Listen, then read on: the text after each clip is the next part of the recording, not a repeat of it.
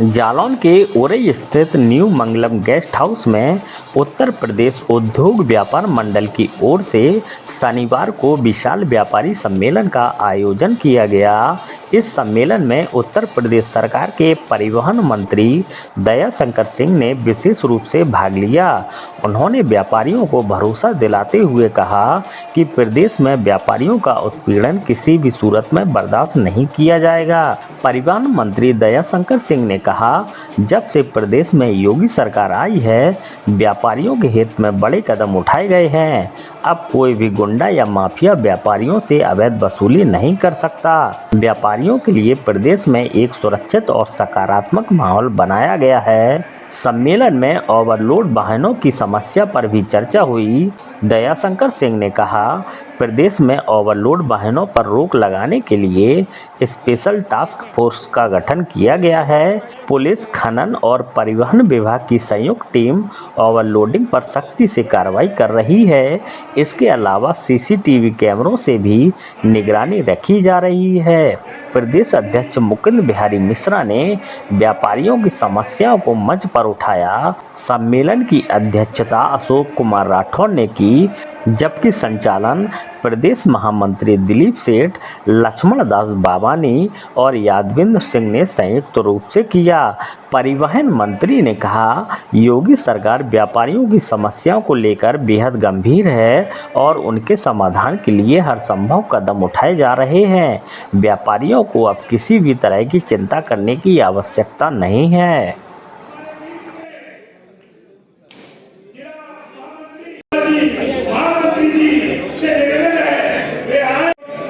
वाजपेयी जी सभी लोग दिग्विजय करके सभी से निवेदन मंच पे आए। श्रीमती सती चौबे जी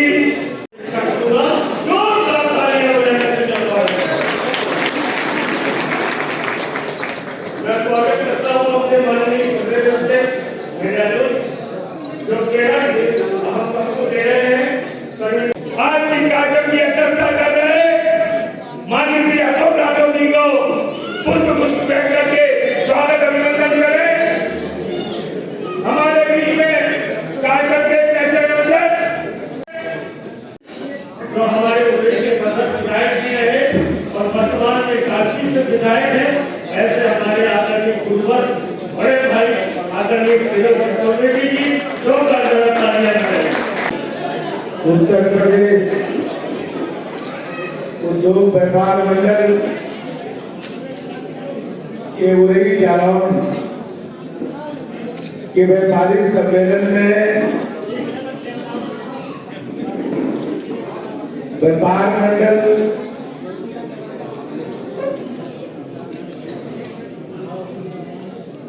के इस सम्मेलन में उपस्थित प्रदेश अध्यक्ष आदरणीय मुकुंद मिश्रा जी, प्रदेश सभी उपस्थित सभी सम्मानित प्रतिनिधिगण, यहाँ उपस्थित सभी नेतागण, मेरे साथ लखनऊ से आए आपके यहाँ के रहने वाले मेरे मित्र कमलदीप त्रिपाठी जी, उपस्थित सभी व्यापारी भाइयों, सबसे पहले तो मैं आप सबको इस जोरदार स्वागत के लिए आप सबका भी मैं अभिनंदन करता हूँ। उरई जालौन में विद्यार्थी जीवन से आने का अवसर प्राप्त हुआ है। जब मैं विश्वविद्यालय में पढ़ता था तो मेरे रिश्तेदार यहाँ रविंद्र भैया रहते थे और माननीय स्वतंत्र जी उस समय युवा मोर्चा के नेता हुआ करते थे। उस समय से मैं उरई जालौन में आता हूँ और आज मैं परिवहन मंत्री के रूप में आधिकारिक रूप से जब आया और इतने विलंब से आने के बाद भी आप सबने जो मेरा सम्मान किया, ऐसे मुझे लगा कि बलिया के बाद नहीं मेरा रिश्ता मिला है। जीवन में आता था, कई दिन भी हम लोग रुकते भी थे, यहाँ पर घूमते भी थे। कभी सोचे भी नहीं होंगे उस समय कि कभी परिवहन मंत्री के रूप में भी आप सबके बीच में आएंगे और आने के बाद ऐसा लगा कि आप लोग ऐसा स्वागत और अभिनंदन किए इतने विलंब से आने और ठंडन में भी मैंने सड़क पर देखा कि उन लोगों ने भी बहुत सम्मान किया। कई दुकानदारों के मैं आप देखा कि सब लोग गुलाब की पकड़ी लेकर के बैठे हुए थे। इसलिए देर तो हो रही थी, लेकिन फिर भी मैं रुक जाता था कि आप सब कितना सम्मान के साथ हमको आप लोगों ने बुलाया है। यहाँ बहुत अपना तो लगता है। और व्यापारी को हमारे दिलीप सेठ जी कह रहे थे, सही बात है, भारतीय जनता पार्टी को आज यहाँ तक पहुंचाने में सबसे ज्यादा किसी का श्रेय जाता है तो व्यापारी वर्ग का जाता है। जब भारतीय जनता पार्टी सीमित मात्रा में थी, उस समय संसाधन की कमी होती थी, तो देश के व्यापारियों ने भारतीय जनता पार्टी को सिंचने का काम किया।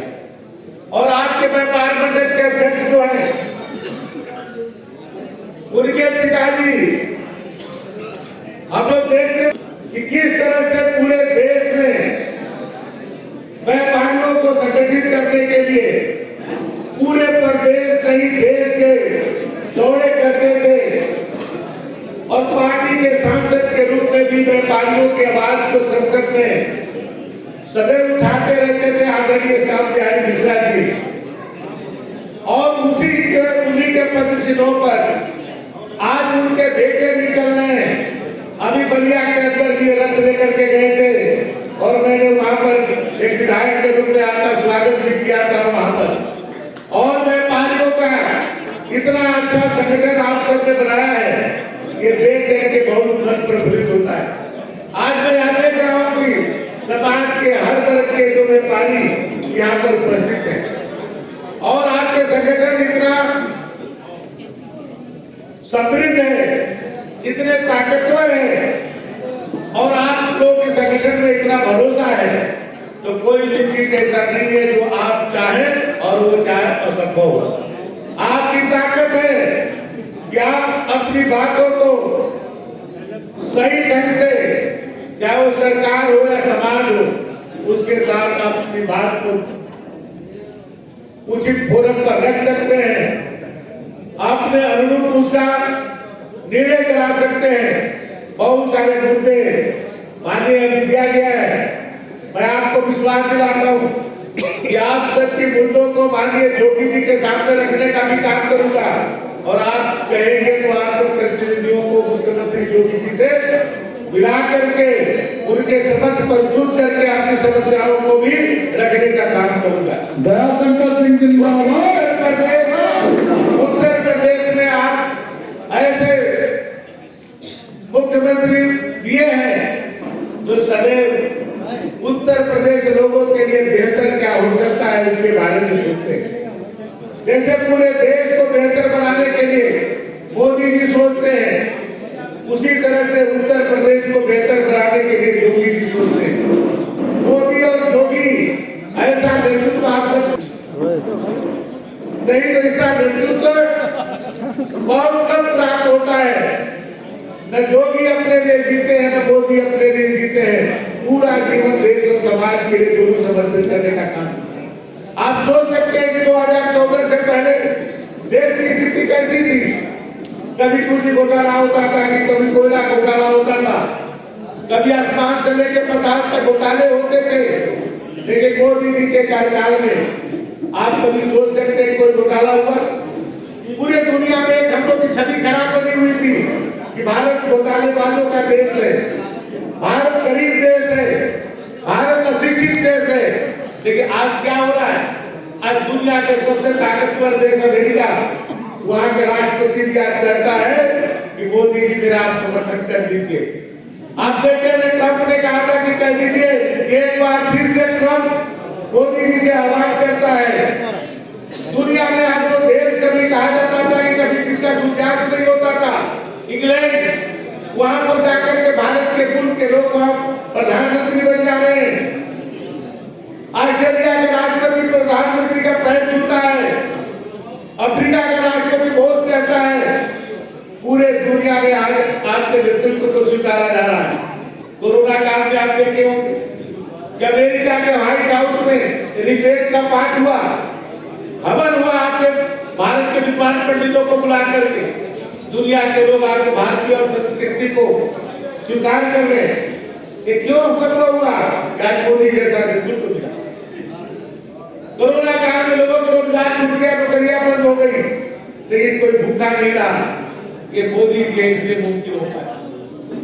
उत्तर प्रदेश में भी 2017 से पहले आप कभी सोच सकते थे कि कानून का राज होगा? हर जिले में माफिया पैदा होते थे, वो कानून को चलाते थे, वो व्यापारियों को प्रताड़ित करने का काम करते थे। ठीका से लेकर के सब दिन होती होते थे, लेकिन 2017 के बाद आप देखेंगे कोई माफिया गलती से भी कोई व्यापारियों को फोन कर दे तो जेल के सिकंजे में रहता है।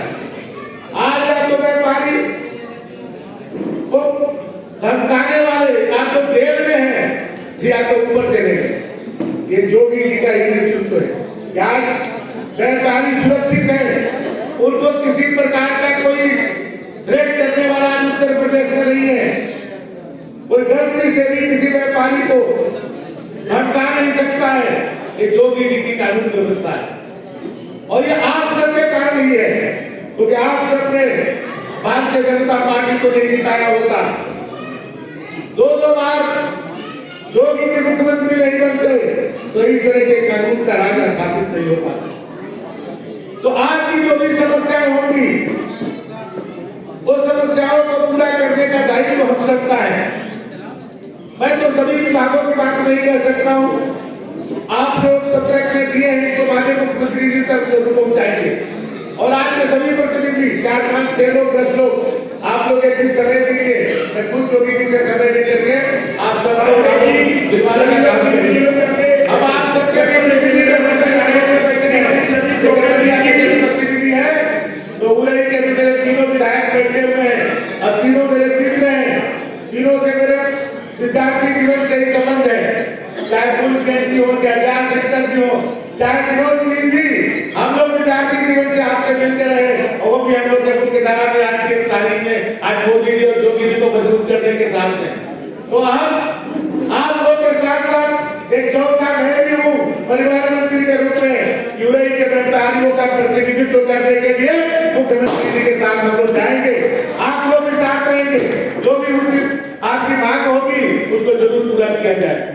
और जो भी ऐसे मुख्यमंत्री हैं, मैं केवल परिवहन मंत्री के रूप में बताता हूँ कि कोई बात हम लोग समाज के हित के लिए करते हैं, चाहे हजारों करोड़ रुपया का नुकसान होता हो सरकार का, करते हैं इससे समाज का भला होता है और हम लोग करते हैं।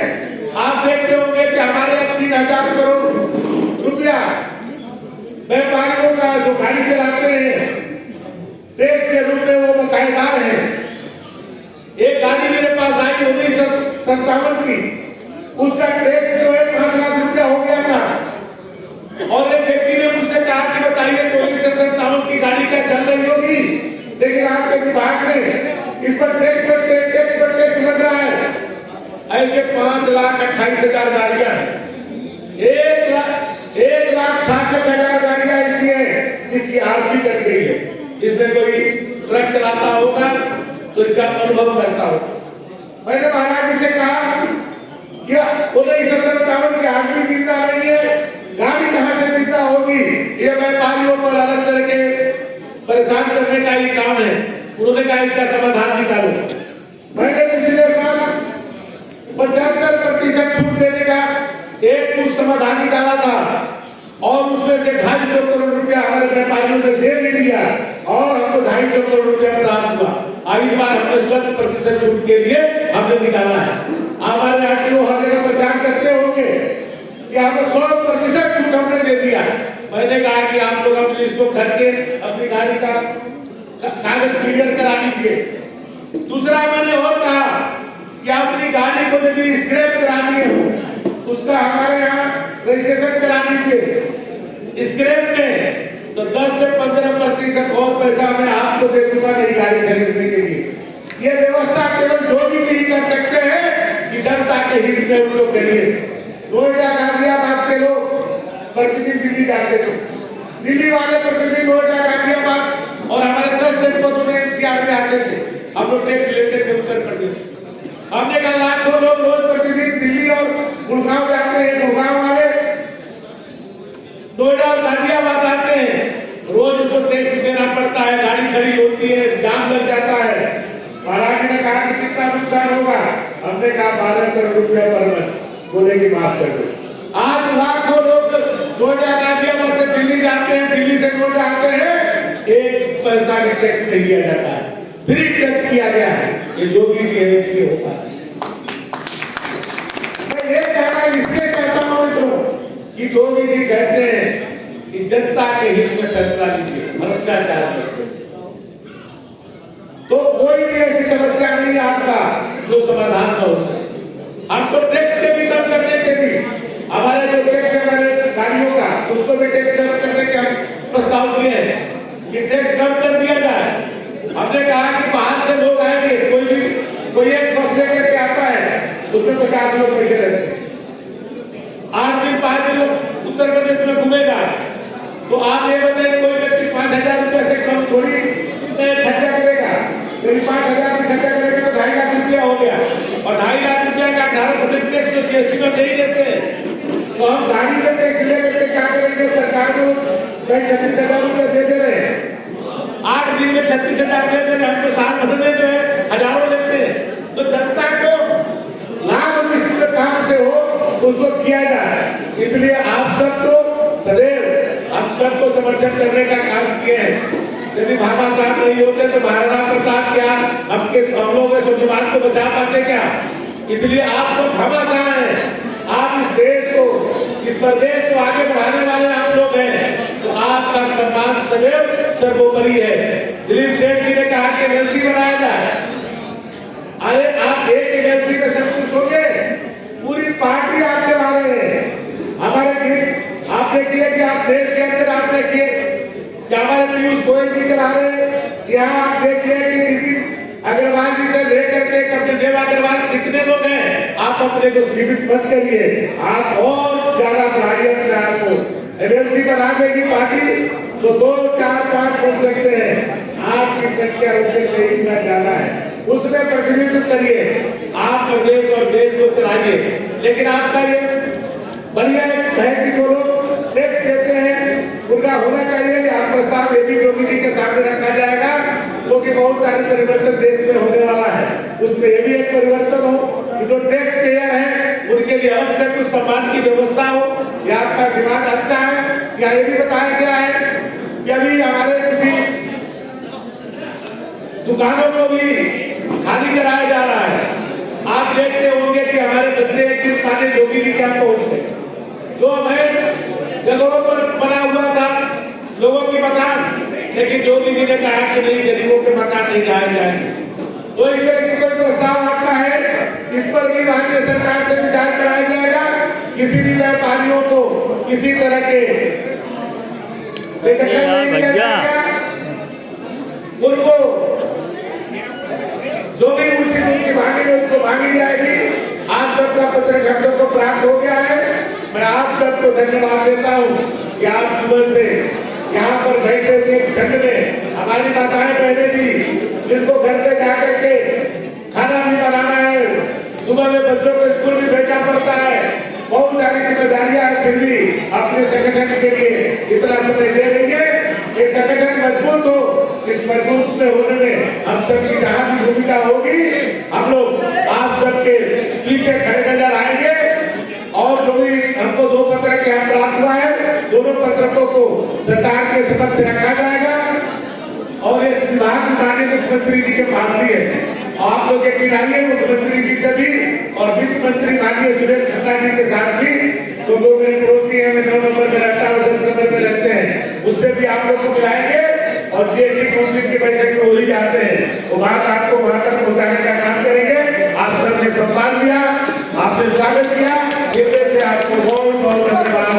और बहुत सारे कार्यक्रम भी अभी है, अभी बहुत कार्यक्रम में पहले मुझे कहा हुआ कि बाद में होगा, उसको भी आप देख सकते हैं। मंत्री जी, मुख्यमंत्री के द्वारा और आपके द्वारा लगातार ओवरलोड वाहनों को बंद करने की बात की जाती है, लेकिन अगर जालौन की बात की जाए तो यहाँ पर ऐसी कोई मुख्य सड़क नहीं होगी जहाँ पर ओवरलोड वाहन नजर न आए, तो जालौन में कार्रवाई क्यों नहीं होगी? जालौन में भी हम लोग स्पेशल टास्क फोर्स बना करके उसमें पुलिस और खनन और परिवहन विभाग को संयुक्त टीम बना करके 0 पॉइंट पर ही वहाँ पर कैमरे लगाए गए हैं कि वहाँ से कोई भी ओवरलोड ना चले।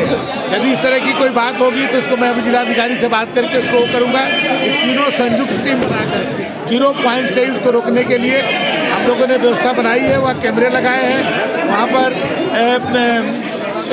कांटे भी लगे हुए हैं। उससे ज़्यादा कोई गाड़ी चलती पाई जाएगी तो उसको सीज किया जाए। आज आप व्यापार मंडल कार्यक्रम में शिरकत की है आपने, उसके बावजूद भी ट्रांसपोर्टरों का लगातार मतलब आपके अधिकारियों द्वारा शोषण किया जा रहा है। एंट्री की बात आ रही है कि यहाँ पर 7,500-8,000 रुपये प्रति ट्रक एंट्री ली जाती है, इसमें क्या कहना चाहेंगे आप? देखिए, कोई भी शिकायत आएगी, कोई भी आप लिखित में हमको दीजिए तो मैं ऐसे अधिकारियों को निलंबित कर दूंगा, बर्खास्त कर दूंगा।